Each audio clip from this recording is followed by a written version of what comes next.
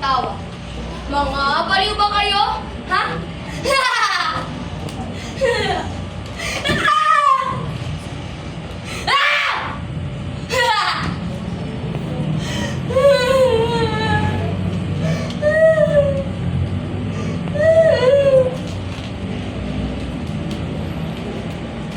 Watawat?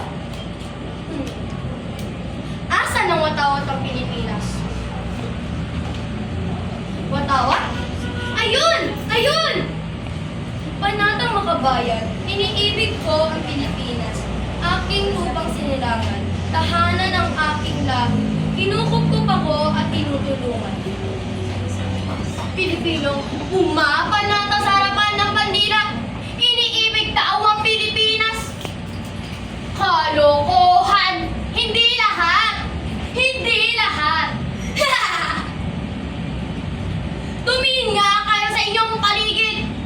Unti-unti nasisira ang Pilipinas. Sino pa nga bang sisira dito?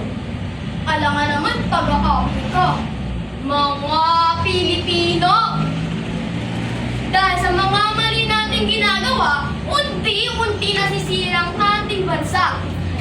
Korupsyon, pagkamansayaman, pangakabuso, paninira ng kalikasan, at marami pang iba. Mga kabundukan na ating pinagkukunan ng pangangailangan ay nakalbo na! Kalbo! Kalbo!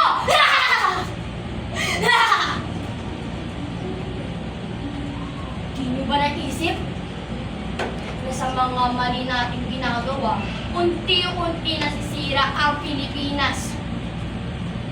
Iniibig! Iniibig ba ang tawag sa paninira? Ha?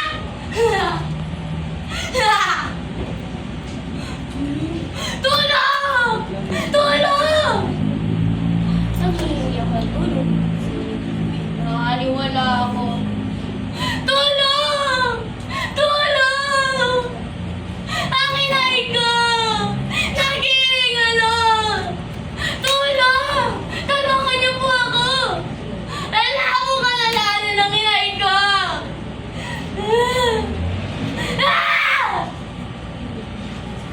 Ngunit, kahit kapwa ko'y Pilipino, pinaaliwala at hindi ako tinulungan. Inay! Umahal kong ina! Namatay! Nakatay! Dahil sa mga malungkot niyang pamamahala at ni konting awa, hindi niya maibigay!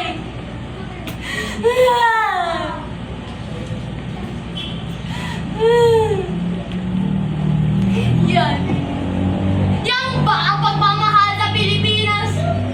Ang pagtulong sa lumagong ito? Ang hindi pagtulong sa kapwa?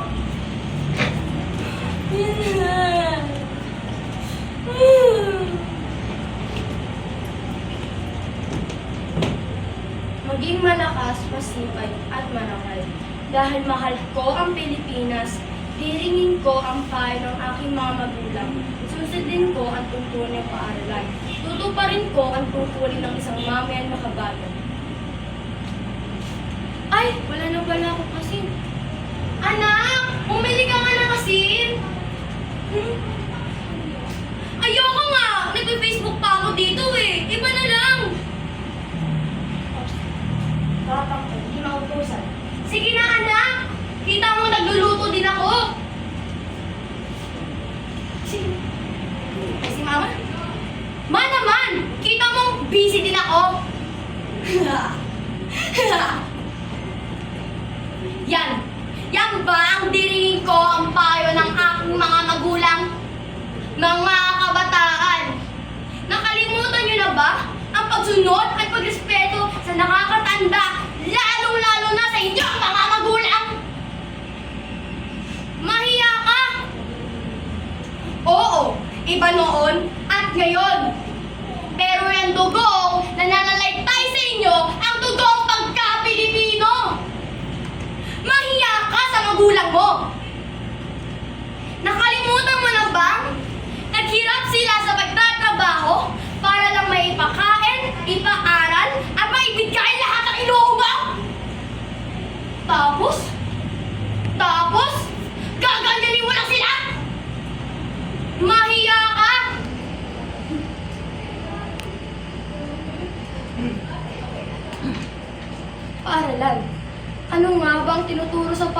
kabataan?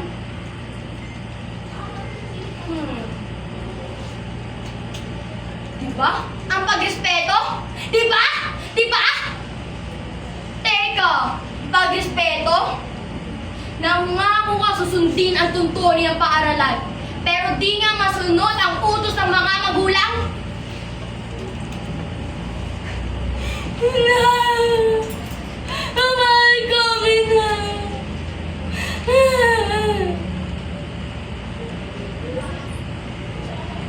Mga kabataan, nakalimutan niyo na ba?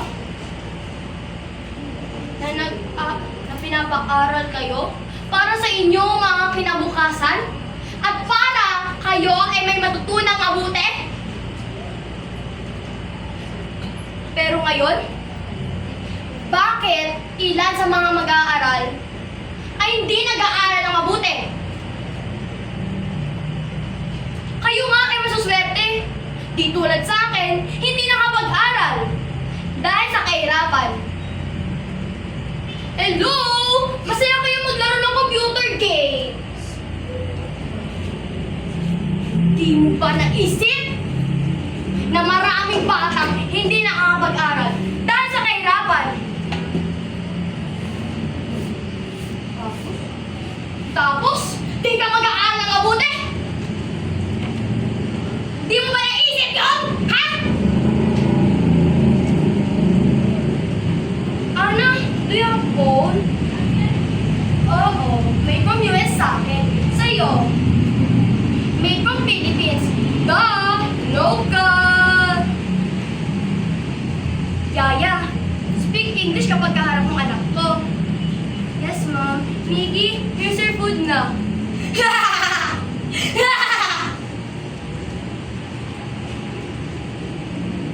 Pati produkto ng Pilipinas, ikinakahiya!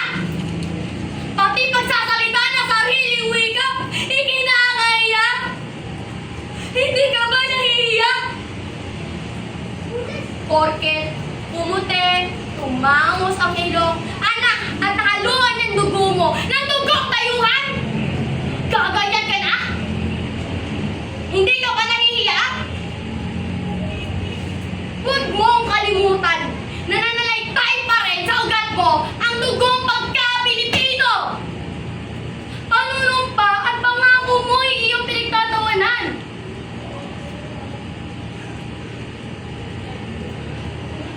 Huwag mong kalimutan, ikaw ay isang Pilipino. Ako ay matapang, ikaw ay matapang. Tayo ay masipag, tayo ay mapagmahal. Pangalagaan natin kung ano ang atin at ating pangalagaan ang Pilipinas. Dahil tayo ay Pilipino. Dito tayo isinilang, lumaki at nagkaisip. Mga mag-aaral, huwag nating kalimutan, tayo ang pag-asa ng bayan.